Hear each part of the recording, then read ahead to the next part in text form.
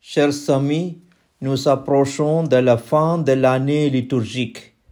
Il est toujours l'occasion d'appeler les chrétiens à se tourner vers la fin de temps, évocatrice de la pleine communion qui caractérisera la relation entre la création et son Dieu. Fin de temps, puisque nous ne savons ni le jour ni l'heure que nous pouvons assimiler par notre fin dans le temps de l'histoire, ce qui est bien sûr notre mort physique. La liturgie de ces jours nous invite d'abord à veiller par un pas de plus dans l'intimité avec le Seigneur, puisque nous sommes surtout appelés à partager une grande histoire d'amour avec lui. Que nous dit Jésus dans la parabole de notre évangile? Le royaume des cieux est comparable à 10 jeunes filles invitées à des noces. Cette comparaison du royaume avec une invitation à des noces nous donne une image très positive. Elle évoque un amour dont le manque assoiffé le cœur de l'homme.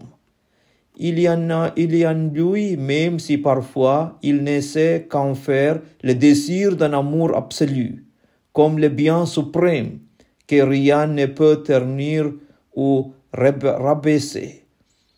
Mon âme a soif de toi, crie le psalmiste. Ce bien suprême, ce trésor que Dieu veut nous donner est appelé sagesse par notre première lecture. Il nous est dit, la sagesse est resplendissante et ne flétrit pas. L'auteur dira quelques versets plus tard, c'est elle que j'ai aimée et recherchée de ma jeunesse. J'ai cherché à en faire mon épouse et je suis devenu l'aimant de sa beauté. La sagesse est pour lui ce qu'il y a de plus précieux au monde. Il ajoute, elle se laisse contempler par ceux qui l'aiment. Elle se laisse trouver par ceux qui la cherchent. Il suffit donc de la chercher pour la trouver et elle vient même au-devant de nous. Elle va et vient à la recherche de ceux qui sont dignes d'elle.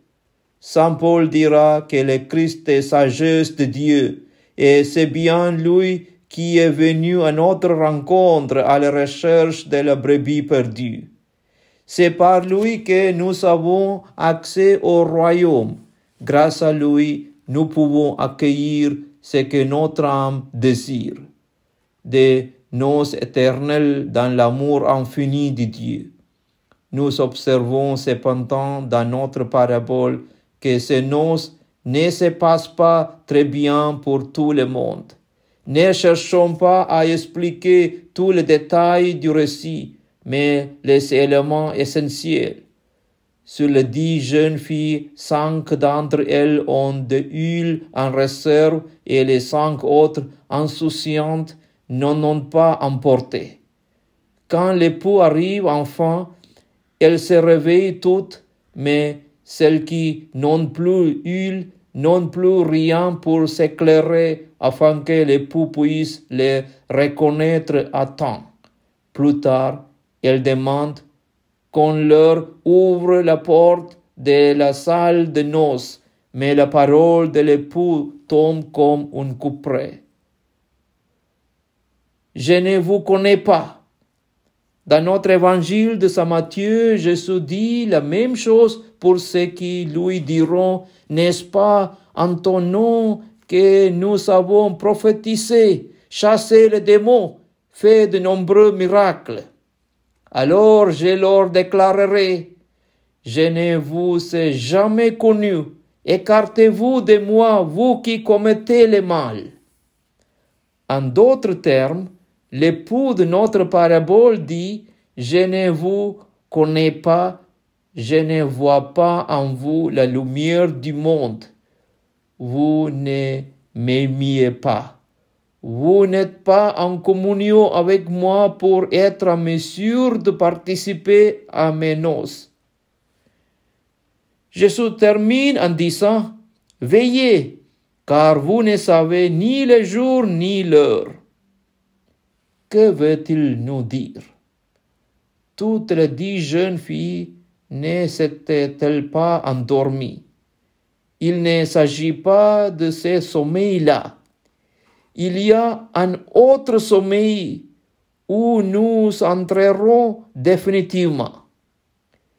De ce sommeil, le Seigneur nous réveillera. C'est le sommeil de la mort.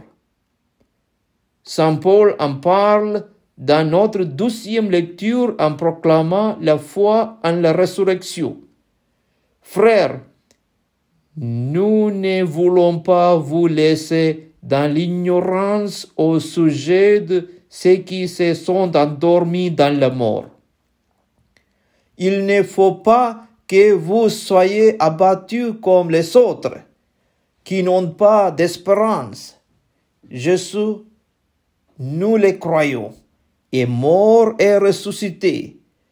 De même, nous le croyons aussi, ceux qui se sont endormis, Dieu, par Jésus, les amènera avec lui. En nous demandant de veiller, le Christ nous demande de mettre en pratique sa parole. C'est le sens que revêt cette huile. Il nous demande par cette parole agissante de nous laisser éclairer par l'Esprit Saint pour emporter jusque dans le sommeil de la mort, dans la lumière nécessaire pour être reconnu par lui au jour de la résurrection. Ainsi, dit Saint Paul, nous serons pour toujours avec le Seigneur. Comprenons surtout que nous ne sommes pas jugés d'avance, mais aimés d'avance. Chers amis, soyons donc toujours prêts à accueillir l'époux. Ne restons pas dans l'insouciance. Et cet instant même, notre vie porte un point d'éternité qu'il est fou d'ignorer. Si c'est dans le royaume des cieux à venir que nous vivrons l'amour complet. Gloire au Père et au Fils et au Saint-Esprit, comme il était au commencement, maintenant et toujours, pour les siècles des siècles. Amen. Le Seigneur est ma lumière et mon salut. De qui aurais-je crainte? Le Seigneur est le rempart de ma vie. Devant qui tremblerai-je?